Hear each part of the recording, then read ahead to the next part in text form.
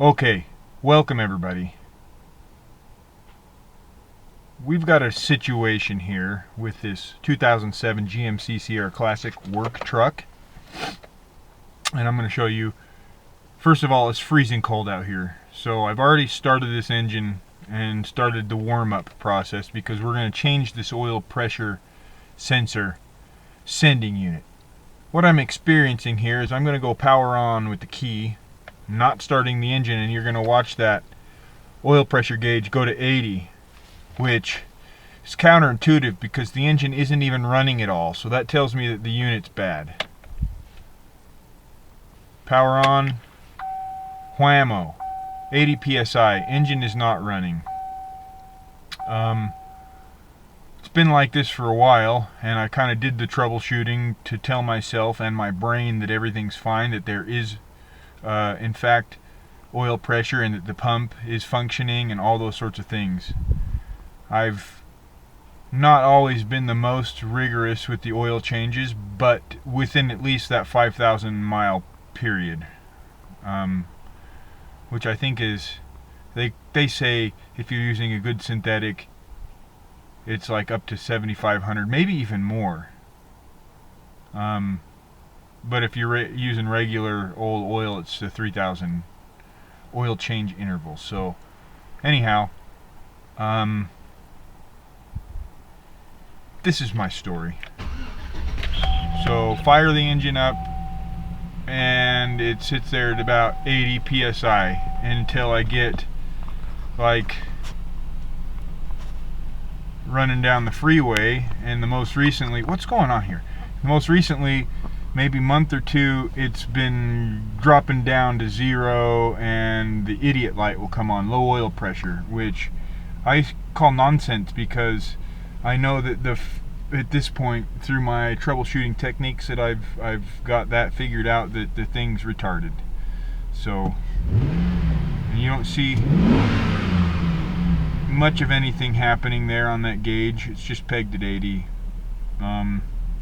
So I'm kind of letting this engine warm up, and we're going to go through these motions of changing that sensor and then changing the oil. So stay tuned.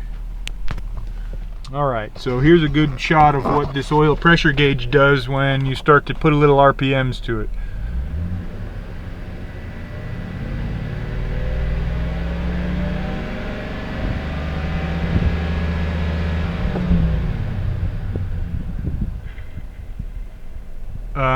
I'm pretty sure that is the sending unit or sensor's bad, but there also could be some sort of sludge that's doing something in there also. We'll see. I got this bad boy up on those chinguses because I want to create elevation to allow all the oil down into the sump, and whatever might be sludgy in there, give it a chance to find its way out that drain plug. So typical GM valve, and or I believe that's fuel injectors doing their thing, making that nice sound. That's a sweet sound of GM fuel injection. So I'm not too alarmed by any of that. I've got a non-specific assortment of hand tools that may or may not be necessary. A couple new parts that I'm going to need probably, that I got at that Chinese shipping container store. This one being the 27mm socket. And then I got the, a Napa Auto Parts sending unit, chingus. So, plus the screen. So we're going to get in there and get that stuff taken out.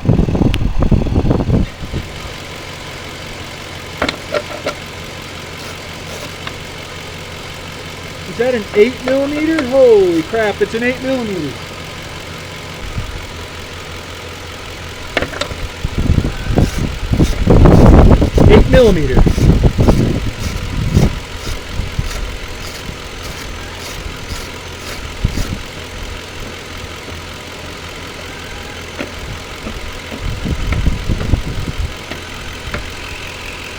Okay, that's kind of hard to see down there. I'm going to get a light.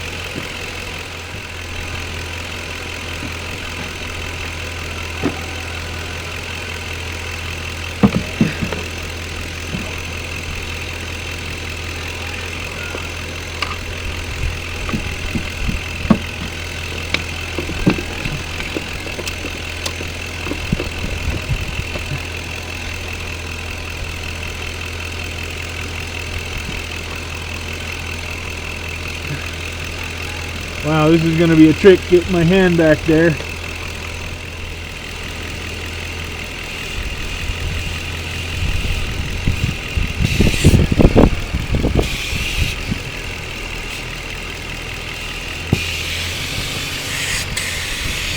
Looks like I got a cracked boot on this PCV valve. That's interesting.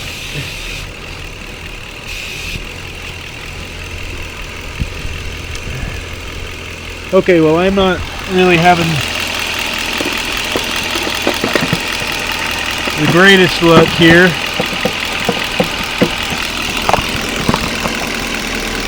That light should help.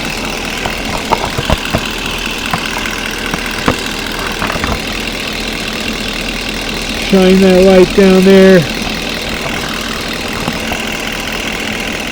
So I found if you can climb down in here and get your bootlace perfectly around the crank oil power steering pump pulley, that you'll be able to gain proper access to the back of the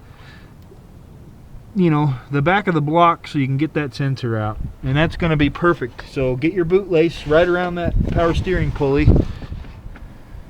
I'm going to use this phone here as sort of a, I would just say, eyes to get in there to see what the hell that connector is that's stopping me up. What is that connector?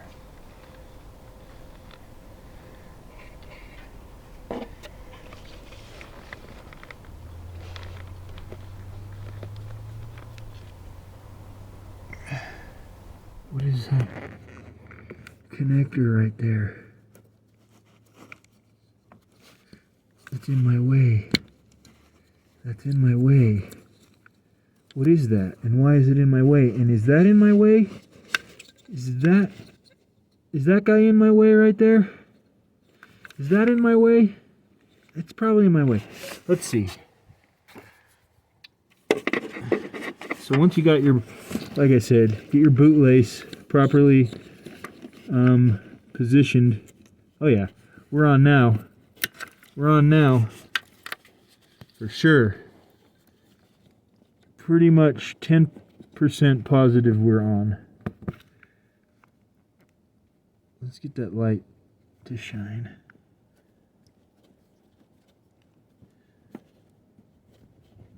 Okay, now I'm gonna try. This is gonna look all funny probably. I'm going to try to get, let's see if I can get an angle back in here on that.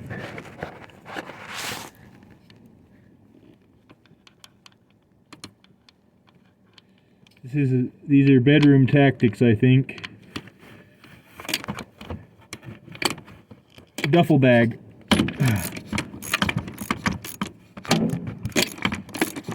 I'm quite sure that that popped it loose. But we won't know. You know, it didn't. Bolt is in the way. Just like a 10 mil. I'm going to have to loosen that guy up.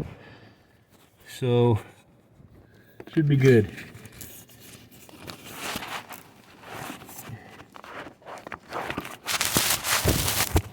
Should be good.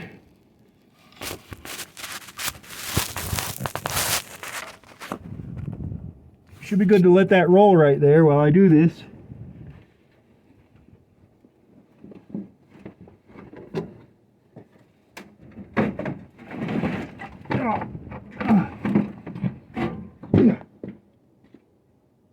And then we're going to go in blind here.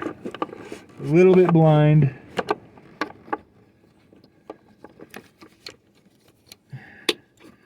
Feel around with your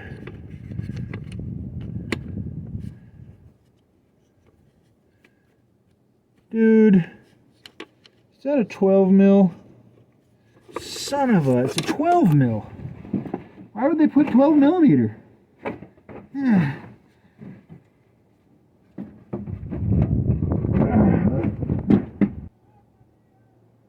Note to self, keep your tools close at hand so you don't have to climb in and out, unsecuring your bootlace and resecuring your bootlace every time. It helps to practice the pretzel, which is, it's sort of a secret move. You know, not a lot of people know about the pretzel, but if you can practice the pretzel prior to replacing this Chingus, I'm just gonna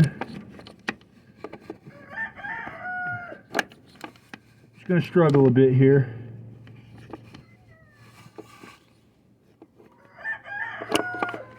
Is it a freaking 12 millimeter or what? Of course I grab an 11. What in the... Jeez. Of course it's an 11 I grab. Why the hell would I grab the 12 millimeter? Good night. And why would I even have an 11 millimeter? Who uses that size?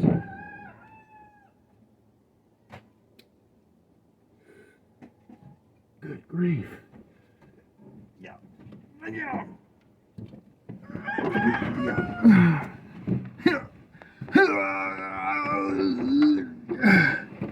Okay. Alright. I got the 12 millimeter on because someone replaced my 12 with an 11. And the joke was on me for sure. Jimmy your hand back in there. Let's move that guy up so we can get a proper shot of this. Oh gosh. There's hoses in the way too. Really? Now, this was supposed to be a quick and easy job, according to the internet. That's in the way. The internet's wrong most of the time.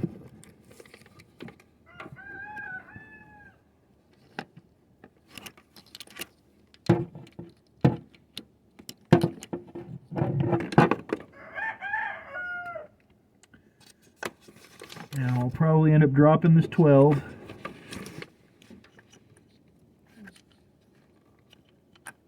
It's right there, and it's probably going to be a 13 that I need. Oh my effing gosh. Are you kidding me? A 13. I think I have one here. It's going to freak out. It'll probably be a 14 actually. And that'll be a sad day for me. I don't have a 14 with me here. What in the... Are you seeing that? That's finger tight. I don't even know what that's... I don't even know what that does and why it would be finger tight. But that's not ideal. Oh, I dropped it. Don't lose it, Chuck. Don't lose the giant socket down the back of the...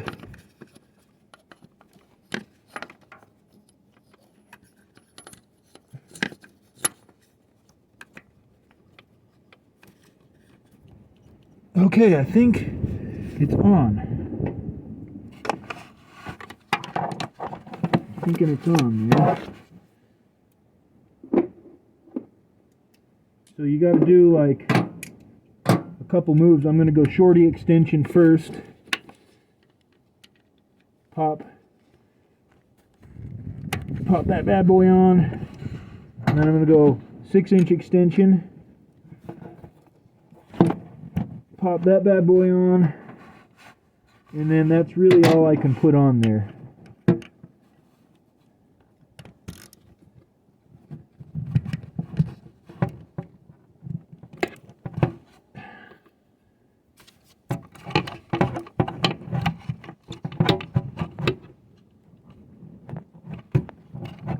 Okay.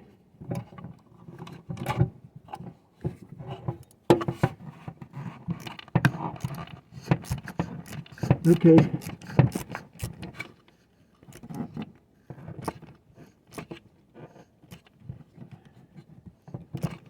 It's feeling a little stiff. I don't know why. And I don't care for that feeling. So, off with the shorty. Because I don't, and I'm pretty sure it's probably because of that. It's because I'm using an impact socket and it's taking up too much space, and it's also actually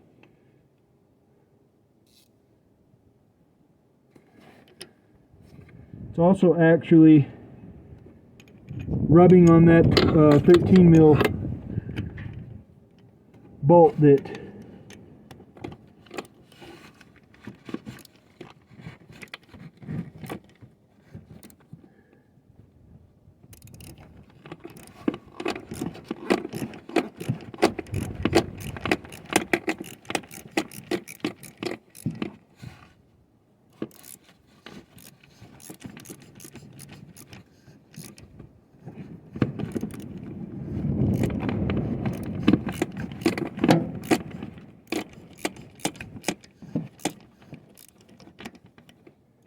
okay.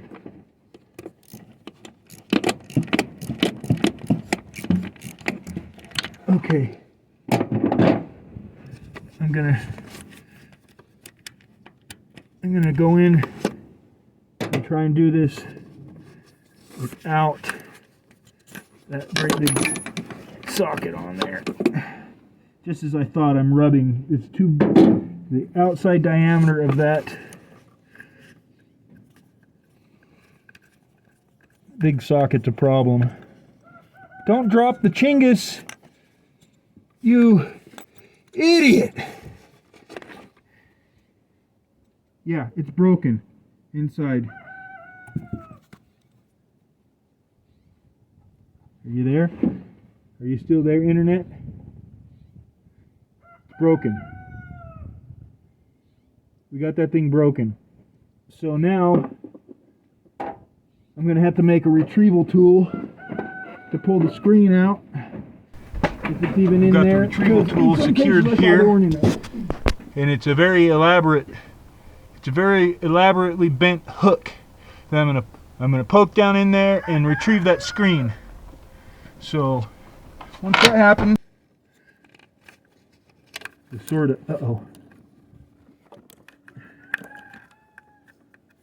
my securement tool,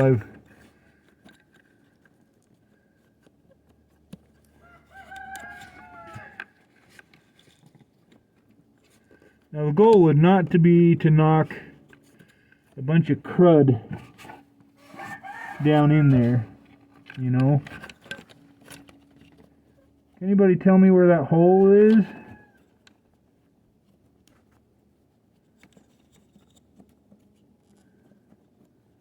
I missed it.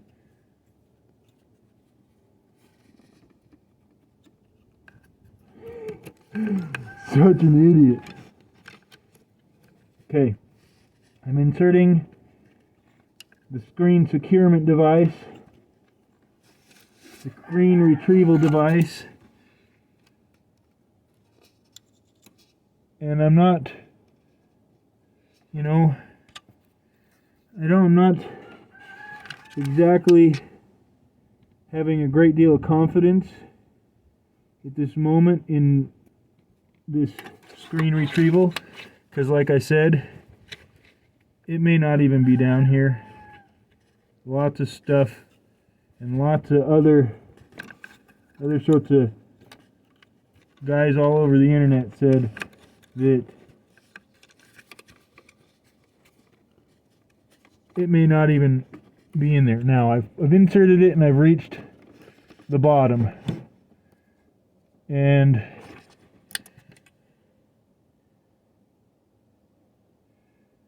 to my best ability I don't think that I retrieved anything. It definitely wasn't on the end of the deal. And to be honest, quite likely that I just knocked a bunch of shit down in there.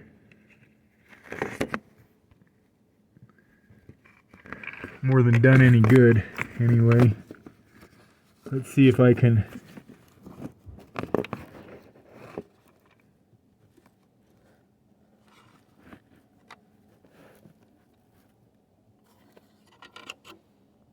come in from the other side here. Pretty sure I just knocked a bunch of shit down in there. That's an interesting situation.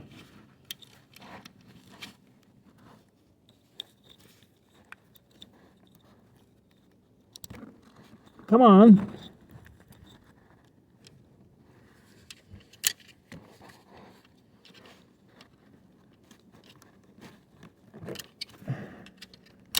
I would like to say that I watched lots and lots, probably 4 or 5 hours of this sort of job done on YouTube.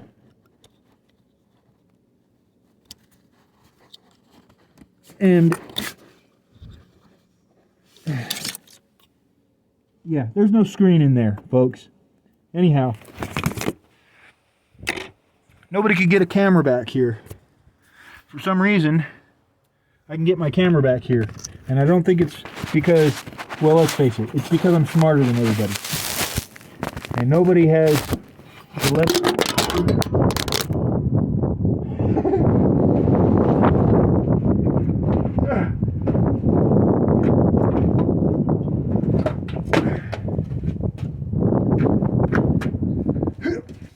Nobody has my level of intelligence that's done this job, so you can thank me for pioneering this project for you all.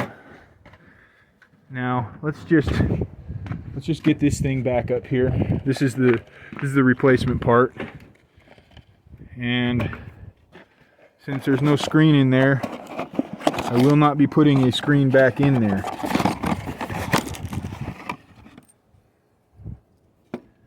Now we will compare these parts, and they are pretty much looking like identical matches, so that's cool.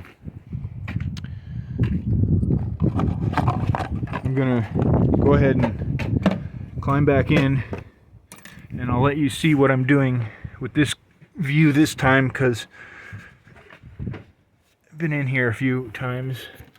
I'm gonna do it without falling though, hopefully, because I almost fell once. Slide your stupid Cody James boots down in here. Get to the point where you're standing on that front sway bar. How are you standing in there? Where are you guys going? We're going to Lee's, Adjustment? yeah, and my orthodontist. And is it already that late in the day? Yeah, unfortunately. Oh man. I'm ready to go. Okay, well, love you too.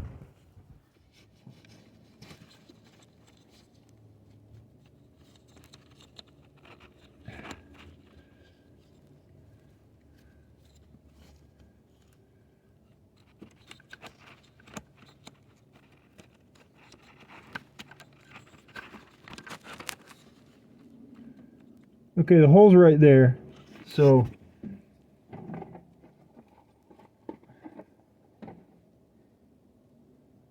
it said on the internet that I would need to pull, I think this has been replaced already, but it said on the internet that I would need to pull a little like yellow chingus out of there, a little rubber weather guard grommet, and then put it inside the other one, but that's not really, unless that is intact on this harness here. It is. Everything came out on the harness, and you can see that in this shot right here. That little rubber deal came out with the plug, so I don't need to do any of that. So now as long as I can get this down in here without filling that hole full of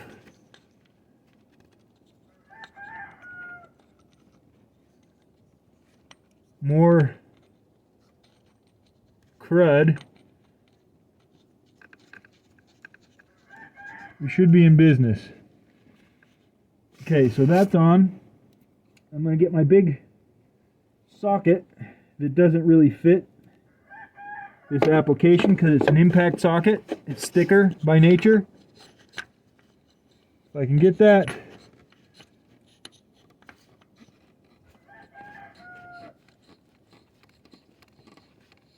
seated, I might have to take this socket to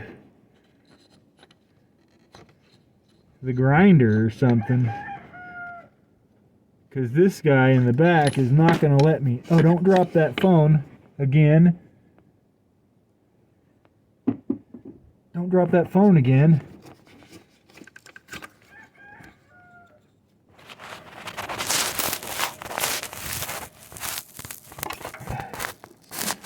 Please don't fall, because I don't want to climb out of here. I've fastened my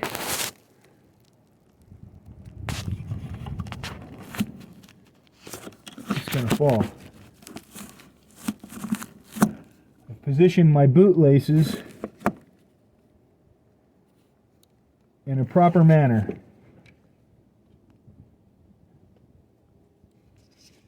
Over the power steering pulley. So I'm thinking, I don't know what the heck this thing is, this bolt, but it's going to come out for a temporary moment. Hopefully, like, this is one of those bolts for the cover, the inner cover, that I read about that become loose in certain situations. So it's important to make note of that.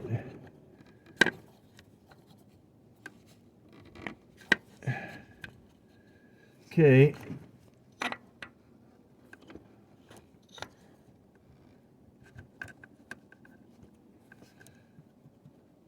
Okay, I'm going to try this.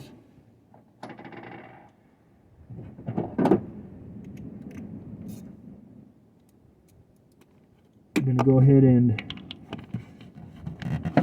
pop that chingus on. I'm going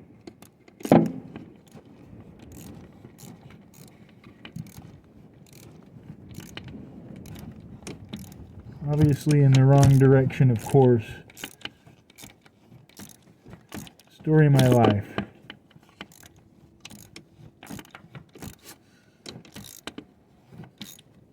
The moment that I gotta take the top end apart on this truck, I'm just gonna do a head job, cam job, all that stuff that's gonna make some serious horsepower and decrease the reliability.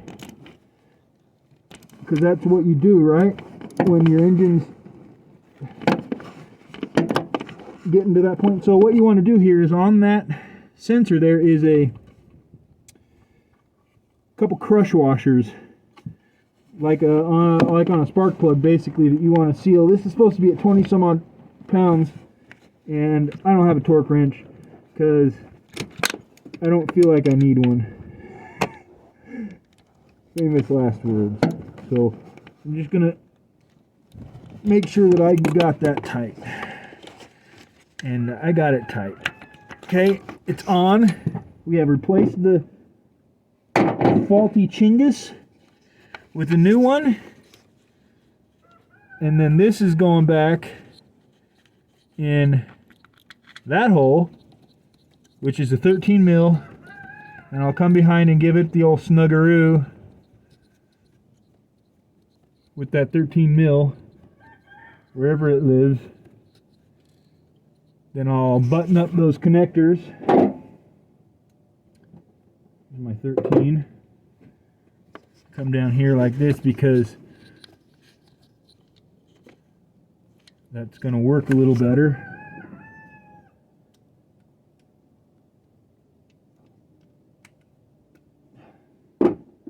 Come down here with this whole doohickey. See if I can't plug it on that socket and you won't be seeing much of this, I don't think, because it's sort of behind this other angle. But I think that was it. Yes, that was it. So now I'm going to double extension with the shorties right here because that'll make it easy. And then, you idiot! Popped it off because I'm an idiot. I gotta go through that whole thing again. Find the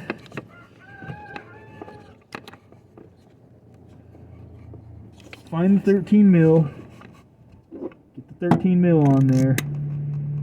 Snug it. It's snug. It's much more snug than it ever has been. So we're good there. I'm going to take this guy.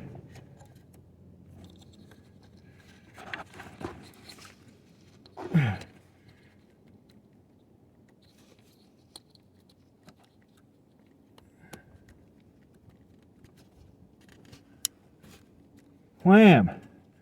That was easy. And I'm going to find this guy and I'll get it plugged back in right where it goes, right there.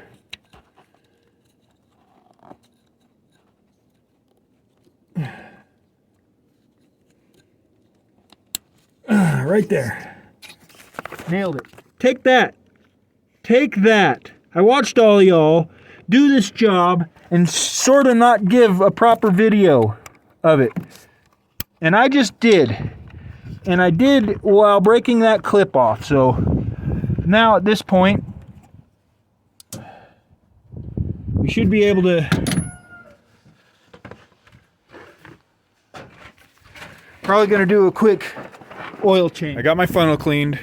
I got this oil here, conventional, cheap oil, and I've got seafoam.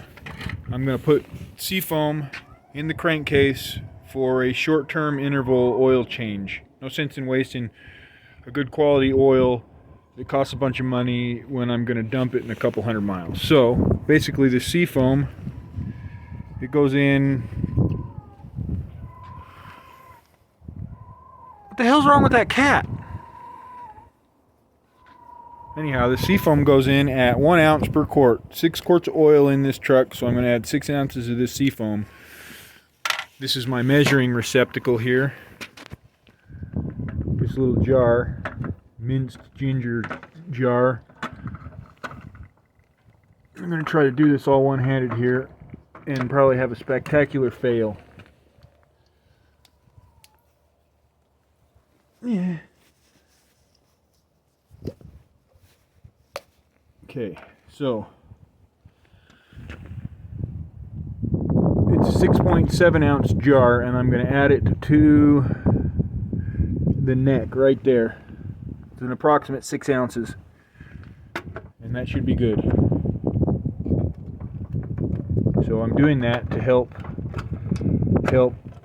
resolve the carbon issue I think may be present. So, what was that? Anybody know what that was? Put that stuff there. I'm going to start with the, you know what, let's start with the big jug.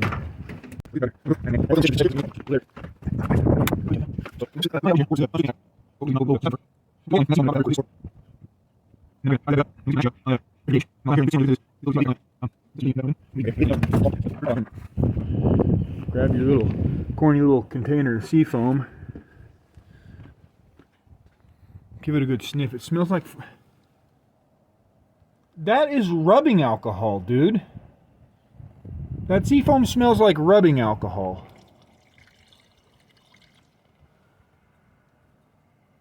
And of course I missed that. Okay.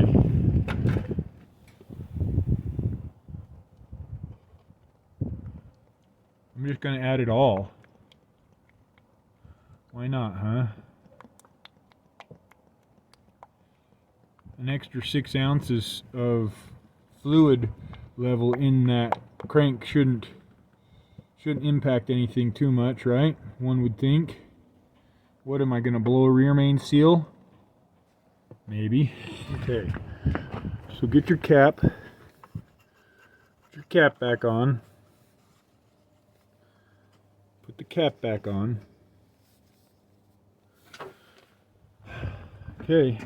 Moment of truth. Moment of truth here. So refer to the start of the video when I showed you that when I went key power that gauge pegged to 80. Remember that? Well, that didn't happen now, so that's a good sign.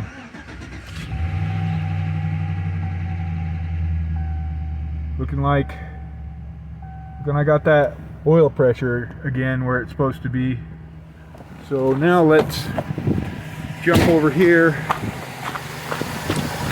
Everything sounds good. I did not fill up my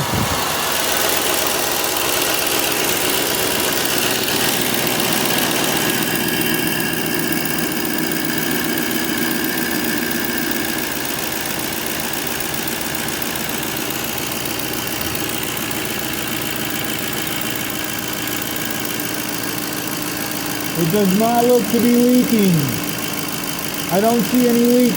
Though it may be too early to tell, I don't see any leaks. Okay, I still have oil pressure, which is quite nice to see that. There's some oil pressure. Now if I could just get the 4-wheel drive to work, would be nice. So what I'm going to do is take a little bit of a trip up the local highway and then jump on the freeway north to the next exit, which is just 2 miles. And that should give me a good indication of whether I'm going to see that oil pressure kind of sink like it used to. I don't think I will. I think that the situation is resolved. So, but we'll see. We'll see how it goes.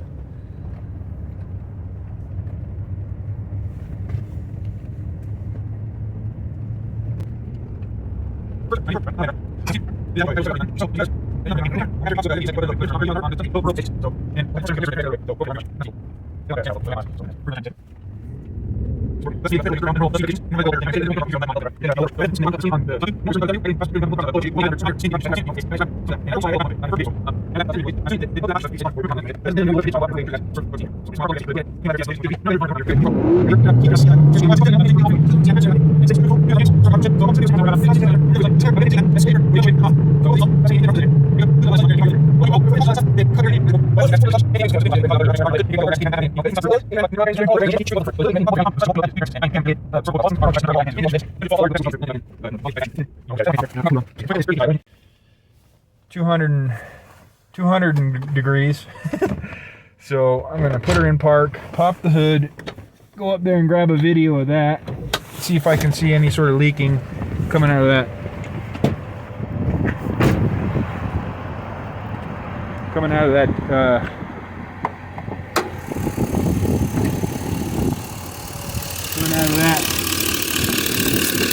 sending unit.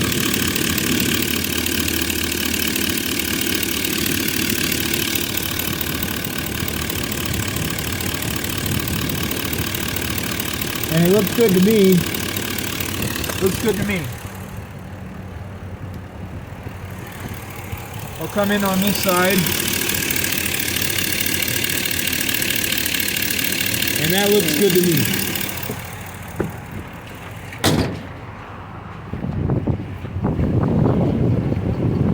Take a look at that oil filter up under there, and it's looking good to me. So we'll say that's the issue is solved. Temporary solution achievement. We will know after my... Let's do this real quick. I'm going to go through... I'm not resetting the oil life yet because I need to... Let's go to trip A. I'm going to reset trip A because I will hit the 300 mile mark and do the short term. It's going to probably be 300 to 500 mile mark. And then I'll do the short term. I'll do the short term oil change to flush that seafoam out, and then I'll put some good high quality synthetic in there to restore the quality of the oil. So let's jump back on that freeway and see what this does. Now that the engine's warmed and everything's running good, we should start to see a little bit of, like, I didn't have any power loss. This truck's got plenty of power for what it is. But we'll hammer it again and see what we got.